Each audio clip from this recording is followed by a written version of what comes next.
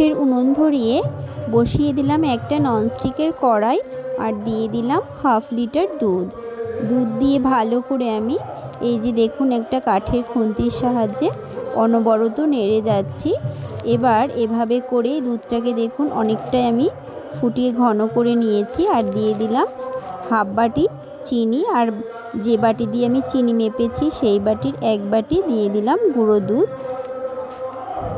গুঁড়ো দুধটা আমি দুবারে অ্যাড করলাম। এই শুকিয়ে এসছে ভালো করে, দেখুন আমার ডোটা তৈরি হয়ে গেছে। হাতে সামান্য একটু ঘি মেখে এই দেখুন লম্বা শেপে এরকমভাবে আমি পেঁচিয়ে পেঁচিয়ে জিলিপির মতো করে পেঁচিয়ে পেঁচিয়ে একটা সন্দেশ আমি রেডি করে নিলাম। খুব ইজি কিন্তু এই সন্দেশটা তৈরি করা। আর এখানে আমি কেশর আর দুধের একটা মিশ্রণ বানিয়েছিলাম, সেটা উপর থেকে লাগিয়ে দিলাম। এই দেখুন আমার সন্দেশ পুরো রেডি।